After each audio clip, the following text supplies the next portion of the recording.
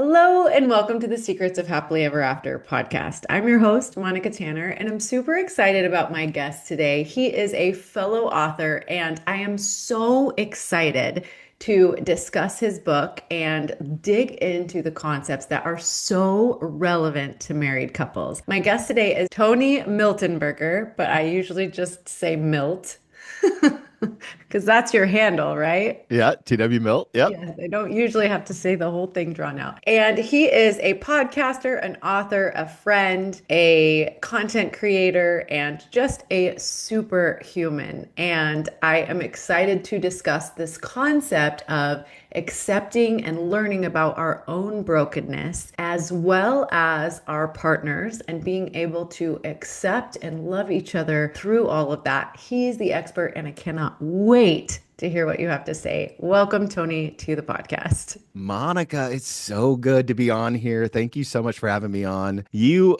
have been on my podcast a couple times, and I just value your content so much. And I was a part of your intimacy group not too long ago. I think that's probably a couple years ago now, but you've done so much to help my marriage. So I'm so excited to be in this dialogue with you today.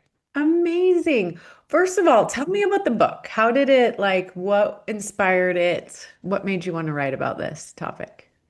Yeah, interestingly enough, it's not the book that came out was not the book that I had originally thought I was going to write. And Interesting. so during 2020, when the world felt very shut down and disjointed, my wife and I were on many walks together. And most couples that I know walked, and we love to walk still, but we were doing 2 walks a day during that time period.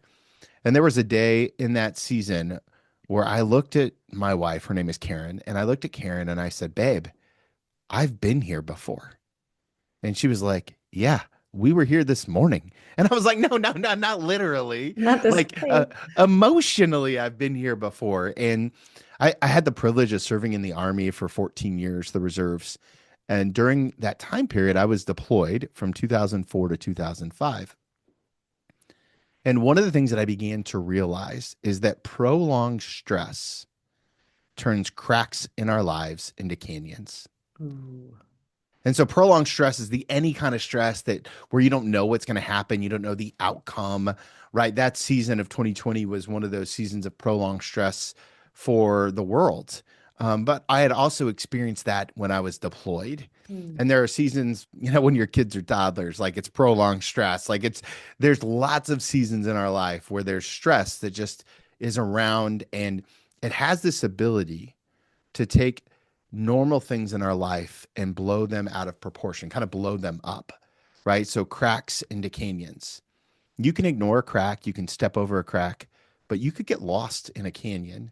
You could die in a canyon, Yeah, you could but fall off the edge. fall off the edge. But one of the beautiful parts about canyons is that you can explore them in ways that you could never explore cracks. Mm. And so this book is really the maturation of that idea that maybe it's time for all of us as husbands and wives to blow up our cracks and to dive into our canyons so that the scary part of our insides don't get as much vote in how we live our lives.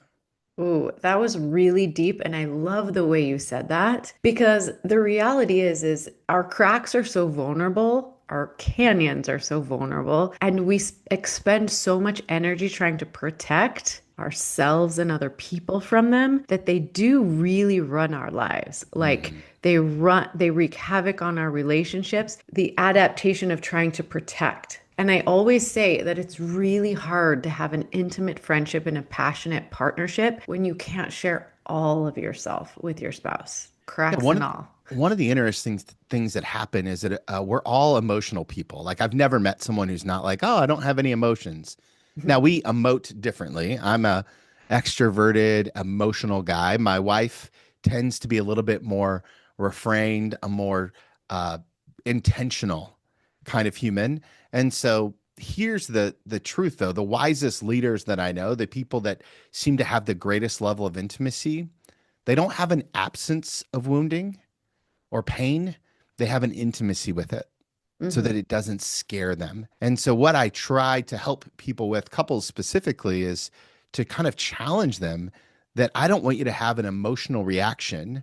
I want you to have an intentional response. Ooh, say that again. That was really deep. I don't want you to have an emotional reaction. I want you to have an intentional response. Yeah. And so the wisdom in the wound is this idea that once you get to know your own wounding, your own brokenness, your own stuff, then we can begin to feel our feelings so that we can have an intentional response. And so another way to think about it is like I want the emotions in the car. I just don't want them in the driver's seat. Yeah. Yeah, that's a good analogy. It's really interesting the difference between my husband and I because, we always had this joke like he doesn't have any stuff. Like, he had the perfect childhood. Sure. He'd like he no stuff, right? But in reality, he does have stuff, but he also has this really deep knowing that there's enough love. So he doesn't have to protect all of his stuff. He just, like you said, he has a really good relationship with it. Like he Yep. knows who he is, and he also knows that people are going to love him regardless. Whereas when we first got married, I was very protective of my stuff. I was a perfectionist. I had to put on the facade of perfection. I had to make sure that everybody liked me and that I was doing everything to a very high level because for me, I wasn't sure that there was enough love. I Mm. felt like I had to walk around in the world earning my love. And if I showed any cracks or any canyons or anything, people were going to withdraw love from me. And so that was like a big, beautiful metamorphosis for me and thing that I learned in my marriage is because my husband loved me regardless. I couldn't hide those things from him as hard as I tried, and he just loved me through them. And so my biggest hope and prayer for my children is I know I'm certain we've made mistakes and we've screwed them Sure. up in all different ways, but I hope that they never have to wonder whether or not we love them or if there's enough love. Like they can be okay in all of their brokenness because we love them. There's enough love in the world. They don't have to earn it. Yeah, one of the interesting things that I've noticed as I've done more and more of this work is that there isn't a person in the world who's willing to not concede the idea that we live in a broken world. Mhm. So in that brokenness, there comes consequence of that. The consequence is this wounding. And so kind of one of the assertions I make in the book is that somewhere between the ages of 4 and 12, all of us experience what I call little t trauma, right? Mhm. And a lot of people Yeah. who study this kind of work use that term little t trauma. And why it's little t trauma is that there was no malice, there was no malintent. It's just it becomes the brokenness of the world, and that becomes the lens at which you look at the world. Mhm. And so all of us have this version of little t trauma, and it shows up in various ways. One of the tools that I give in the book is very similar to what you were talking about. It's called the emotional intensity scale. Mhm. That any time on a scale from 1 to 10, your emotions spike above a 6, it's it's almost always more about you than it is the other person. Mhm. So for example, if my wife comes home and says something to me about why I didn't put my clothes away, and the way she says it causes me to go, ah, and have this big emotional response. Am I really mad at her? Or is it really just bumping up against some old pain? Mhm. And the Mhm. reality is, just like you were talking about, it's that old pain. And so what happens is that I can't respond appropriately to the situation because the pain of my past is now dictating the words that come out of my mouth and separating the one person who I want to be walking with me through this stuff. And that's what I mean by not letting the emotions drive, is that if you can take a moment, feel your feelings, trace the wound all the way back to where it began, and realize I'm having an emotional reaction to the way this came out of her mouth, not actually to her, and nor is it her fault. Yeah. Then we can have an actual dialogue if we need to about the problem, or I could just put my clothes away, right? Like Yeah. it's one of those things, right? Like just power down. I got to Yes. power down so that we can actually dialogue. I love that. And I love how you talk about it as the emotional intensity scale, because that's really true. Because when, we get all out of sorts about something, 9 times out of 10, we're not responding to what's right in front of us. We're Hmm. responding to, right, that old wounding. And it's so true. And if we can start to recognize it, and like you said, power down, take a moment, take a breath, give some love to that inner child, right? That Yeah. inner child that's coming out and trying to protect us, trying to fix the situation, make it okay. If we can just say, look, I love you, it's fine, I can deal with this in my wise adult self, as opposed to that 6, 7, 8 year old who was like not able to handle the emotional intensity of the past, right? So, And really what's good. crazy, Monica, is that it's not just bad emotions too. Like it's Mm-hmm. also good emotions, Mm-hmm. right? And so if my son, I have two boys that both play football, one of them picks six, takes it back to the house, and I go full blown Midwestern dad on the sidelines, and I start chest bumping and screaming like I'm losing my mind. They probably bumped up against my wound as well, Right. right? And so I'm having an emotional spike. Now, keep in mind, I'm not putting any judgment on that. Like Yeah. there's no right or wrong. It's just the reality is that am I okay with the behavior that the emotion is driving in that moment? Because Yeah. the emotion is driving, not my intentional response. Right. And where we get into trouble, I think, in relationships is we let our mouth respond emotionally instead of letting our brain power down and think about this intentionally. And that's where we get into trouble. That's where grown adults get kicked out of soccer games. That's where we just, we see it all the time. Like, are you really that upset that that 12-year-old umpire didn't make that call the right way? Or is it really tied to something much deeper in your own life? Because that's true and it happens, unfortunately, more than I know we all want it to. Yeah, it's so true. Well, and the reality is that inner child, because I talk about it as your inner child, right? Yeah, That's responding, that's drive, like all of a sudden that your inner child, your little 5 year olds jumped up on your lap and like taking control of everything, right? They're always going to be with you. They're always going to be in the car with you. Like it would be silly to think we're just going to wipe that all out. We're going to take 100%. away all of our triggers. We're going to heal all of our wounds completely. No, it's always going to be there. But it's just a matter of like seeing that little child and just being like, I love you. I've got you. I've got this. Like you can just climb in the car seat, buckle yourself in and just chill because I've got this, right? Oh, one of the things I say all the time on the podcast is that if you aren't dedicated to your disciplines, you'll be destroyed by your distractions. Ooh. I And feel so, like you're like got these beautiful one-liners I should be well, I've just been doing it a long time. really good. But here's the reality. Nobody ever wakes up and says, man, today's the day that I want to ruin my marriage. Right? Today's the day I want to alienate myself from my children. Oh, I'm thinking about getting fired today, right? Like we just don't do that very often. But what happens is we stop doing the activities that keep us in a healthy place, Hmm. right? So disciplines lead to freedom. So here's what I know in my marriage that if I want to have the ability to respond intentionally to my wife, to Mhm. honor that inner child, to be aware of my wound, it starts with me getting up and working out. It Mhm. starts with me going on walks with her. It starts with me dating her. It starts with me praying over her. It starts with me doing all of the disciplines that I know keep me in a good place.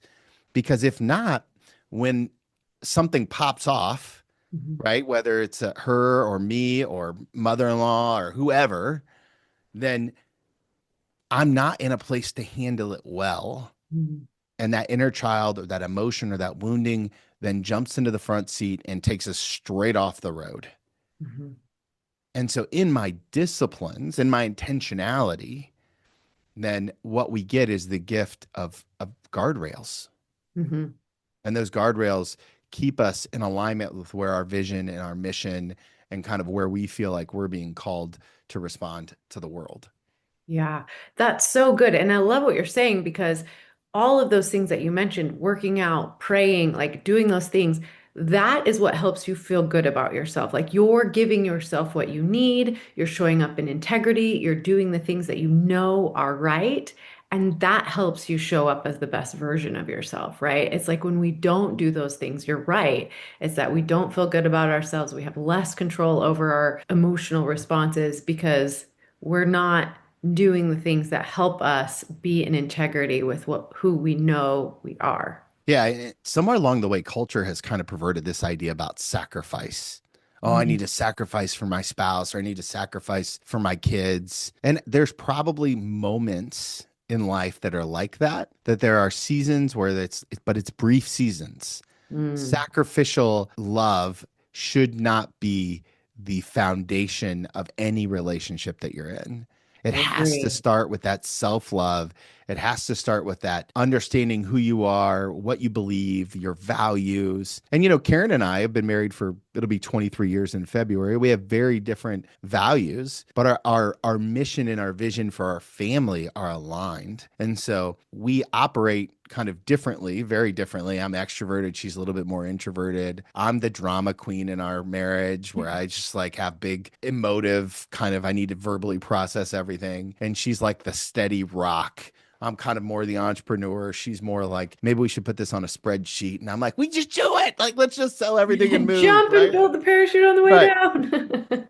And so the truth is that we have to create those rhythms that keep us in a good place so that our wounding doesn't take over and put us in a position that we ultimately don't want to be in. Yeah, I absolutely agree with you. I think it's hard because when you're speaking to women, and I agree with you, the sacrifice, the compromise, when you ask older couples, what's the one thing that you would tell young people about being married or whatever, they'll say, learn how to compromise. And I always get so like, wait, what? No, that's not right. Because compromise means I give a little, you give a little, we meet in the middle, and neither of us actually gets what we want. And I just don't think that's a good basis, or feeling like I've sacrificed for 20 years, get you your career. The reality is it's, can we cooperate?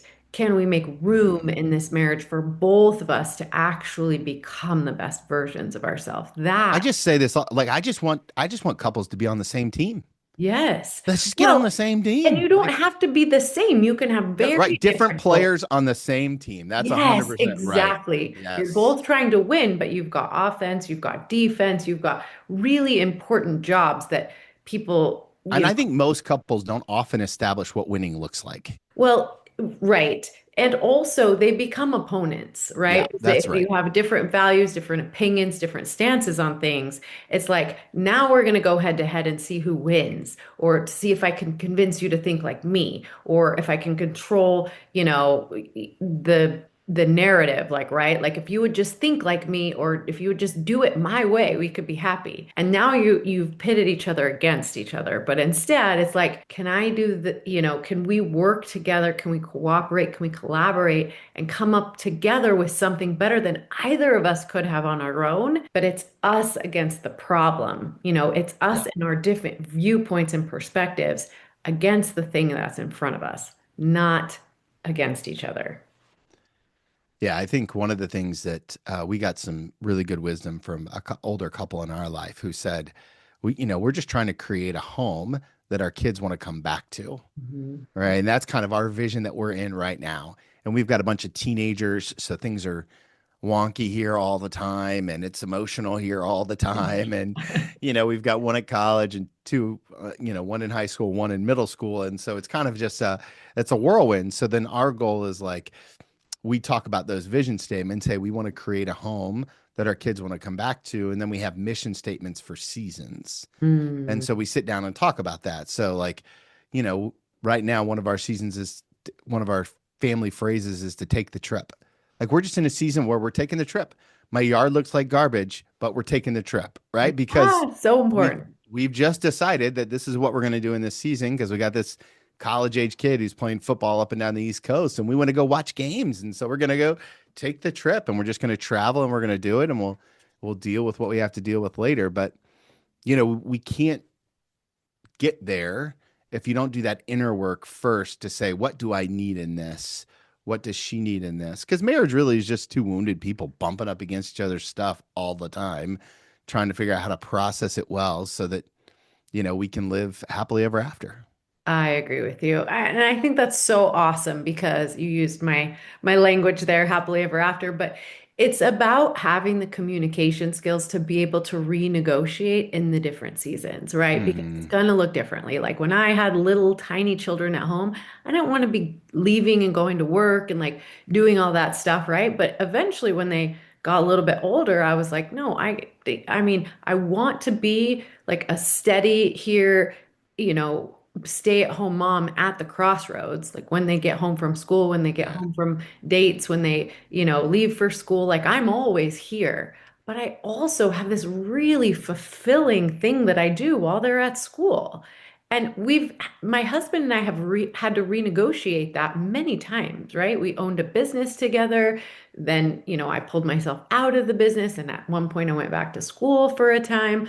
Uh, you know, and then we sold the business, and now he has, kind of a 9 to 5 type situation going on. We're constantly having to renegotiate. How can you get what you need and I get what I need? We still have this common goal of providing this really steady, loving, present household for our children where they love to be and they'll definitely come back to.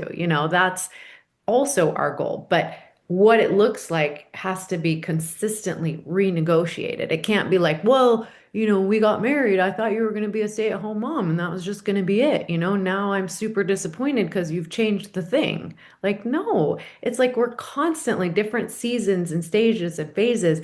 You have to be able to communicate to renegotiate. And one of the interesting parts about that too is that as you're doing that, you begin to become more aware of what I would call like the edges of your wound. Mhm. So what bumps up against your wound when your kids are little is different than what bumps up against your wound when they're in adolescence or, dealing with that eye roll from that teenage daughter or like all of those things. So it's constantly learning and then sharing like, hey babe, like, oh man, I don't know what it is about our daughter in this season where she is just like grating or it's having the courage to say I don't have an answer. I just need you to know this is kind of what I'm feeling. So protect me from ruining our larger vision, right? And so, Yeah, it's and it's those reminders of like yes. this is who you wanted to be, remember? And I'm like, yes. Mhm. So are the decisions you're making right now working against your goals or are they working with them? And how can I support you to, achieve the things that you have in your sights, but also remember, what your real goals are, right? Yeah, absolutely. All of that is so important. The thing about marriage that I absolutely love is you have a mirror. Like you Mm. have somebody who's constantly aware of your weaknesses, your shortcomings, like where you're maybe getting off the trail, like, getting a little bit lost in the weeds, right? And if you have a great trusting relationship, you can help each other. You can point each other back in the right direction, right? But you have to be able to build that trust, like knowing that your partner wants what's best for you. One of the definitions that I give in the book is this idea about grace. So grace is empathy plus curiosity. And I think that's one of the things that as couples we can always lean into is, hey, what does it mean to be empathetic with your spouse right now? What does it mean to be curious? I think the closer someone is to us, the harder it is to be curious about what's going on inside of them. And so when your spouse comes home or your kids come home and they're in a place that you can just tell, like you can always tell when your spouse is in a place. Karen comes home and she's in a tizzy. My response shouldn't be, oh man, I got to hide, right? Like I got a cat five going on down here, right? Like I just need to leave. Like I need to go, is that something in the garage? And I know a lot of guys do that. The reality is, though, is that the wiser move is to be curious and empathetic. And that's what grace lived out looks like. And Mm. if I can be curious about what's going on inside of my wife, then in return, not only am I modeling what I need, but I'm also creating a level of intimacy that will just build into our marriage. It's like, hey, I really do care about you and what you're feeling in this moment. I don't have to do anything with it. We created a code word. I'm a big code word fan. Like I when love code something's going words on, too. one of ours is I gotta, hey, I just need you to sit in the mud puddle with me, Hmm. which means like I'm about to go on a rant about what happened, and I just need you to sit in here and just kind of hold my hand, maybe tell me I'm gonna be okay. Let's call that person names together or something, right? Let's figure out what does it look like to just sit in the mud puddle with me so that I can complain and know that it's not about you. I don't need you to fix it, but here we are. And like those are the kind of practices that as you become more aware of who you are, you can do that you get to the good stuff quicker, in my opinion. Oh, I love it. I just did that this morning. Like literally, I was so upset about something and I was like, I'm going to tell you this. I don't want you to react to it because I know it's not completely thought out, not logical yet. Like I'm just upset and I need you to just listen, right? And like I can tell when my husband's like going to try to fix it and I'm like, "No. Please do not give me any advice or tell me what I should be doing right now because like I said, I have not thought it all out yet. I know a lot of it doesn't make sense and is not logical yet. I'm still in my emotion about it and I just need you to hear me." But I have the wherewithal and the communication skills to be able to ask for what I need. Like Mhm. instead of just letting him correct me or give his opinion or whatever. Like I know he's about to, and I'm like, nope, I'm not ready for that. Like maybe in a couple of days, I'll want to know what you think. But right now, I just need you to listen to me figure it out. Like I'm processing through it. It's one of the things that I think so many couples could just be a little bit more intentional about practicing through some of that dialogue, right? Mhm. Like that kind of the reason that you can do that well is because you're practiced. You've got lots of reps, right? Yeah. You got lots of reps talking about it. You got a lot of reps Yeah. doing it, and so But I one of also the trust him. Like I yeah, know what sure, he's gonna yeah. say. I know what his opinion is. And like I'm like, I'm not ready to hear it. Like I'm not ready. But I trust that you can handle me out of sorts. Like I was out of sorts this morning. Yeah, and I just need you to hold it with me so that I it doesn't feel as heavy. Exactly, exactly. I knew that I could trust him to handle me being out of sorts. Otherwise, I would have had to go. I could have called a girlfriend, which I did after he left for work. Like I'm at the point where I kind of know who I trust to kind of hold me when I'm out of Mhm. sorts. And that's okay. And then Oh, the best also, part about that is that you don't put any judgment or shame on it, no. right? Judgment and shame tend to shut down intimacy, and intimacy is one of the ways that we get to growth and healing. And so, I tell couples all the time, like, hey, like you're allowed to be out of sorts. You're allowed to be angry. You're allowed to be have those. Just don't let them drive the decision. Exactly. Exactly. And I can ask him for what I needed. Like, I need you to be the steady rock, not the Mhm. steady rock with the solution, just a steady rock to anchor me while I kind of fly this way and fly that way and figure it out. It's one of those hard balances to understand what you need. It's why I'm such a big fan of like doing this kind of work in community, having some people in your life who have gone before you, whether that be, somebody like you or me, coaches, or those kind of other areas that are like, I just need to talk through this. And maybe I've never been here before. I've got a whole list of guys that I call when I'm like, am I crazy? Am I losing my mind? And most of the time they'll say yes and right. Like Yeah, right, and that's right. good. That's what I want from a friend. Yeah, it's so good. And it's true. The reason why I think you and I do what we do is because you can't see the label from the inside of the bottle, right? And so if Right. you're Oh, that's good. being driven around by your 5-year-old, you can't always see that, right? You need Mhm. somebody to show you like this is actually what's happening. And if you let your 5-year-old drive, these are what the consequences are. You're probably going to get in a car accident and both of you will be badly hurt, right? So it's like you need somebody to show you. Like kind of one of my mentors loves to say, you're kind of like the ghost of Christmas future. You're kind of showing them like, listen, if you don't right the ship, here's what's going to happen, and it's going to be painful. So, you've got to make the choices today that are going to give you the tomorrow that you want. That's right. It takes a really long time to become an overnight success. Yes. Yeah. Hey, one of the beautiful parts about that too is that it also works for the positive, right? Is that on the other side of your wound is almost always your greatest gift. So that Absolutely. same thing that gets you out of sorts is the same thing that makes you really gifted in a lot of different areas. And so we also need our spouses to help us see our gifting and be Mm. like, no, this is what you do really well, and this is how you crush it. And this is that same idea. It's like grace and truth. The truth is Yes. like, yeah, you are emotional about this, but you're awesome at this.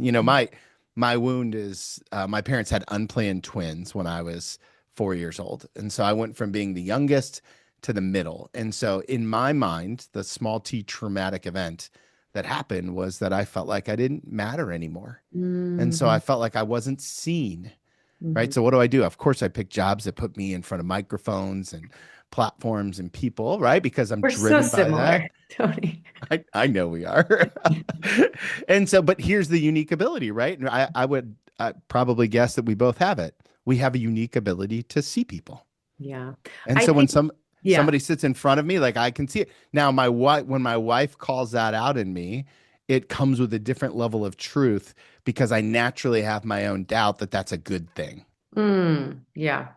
Yeah, I think for me, my little t wounding was the love thing, right? And so I do Yeah. feel like my greatest strength is to be able to love the people who feel unloved, right? Like I It's good. hope that people feel loved by me, even when they're not sure that there's enough love, because that is my greatest wounding and my greatest gift, right? But like I'm aware of it. And I feel very deeply when somebody withdraws love from me. Like that is, it's still to this day, that's when my 5-year-old comes out and is like, what do I need to do here? Which heads do I need to bang together? You know? Well, and it goes back to what you said earlier about your husband, right? That's why part of the reason why you picked him because he's got so much love that you're never worried about that, Yes. And I'll right? never forget the time when he said, it's not in my programming to walk away. Because I remember like the most vulnerable I got with him is like, I'm just waiting for the other shoe to drop. I'm just waiting for you to go, this girl is so crazy. I can't do it. I'm walking away. And my husband's like, it's not in my programming to walk away. Like, I don't walk away when things get hard. And it was the greatest gift he could have ever given me. And now, 23 years later, I have so much trust and faith in that. Not that he Hmm. can't walk away. Absolutely. At any moment, he could walk away, but that he has chosen repeatedly not to.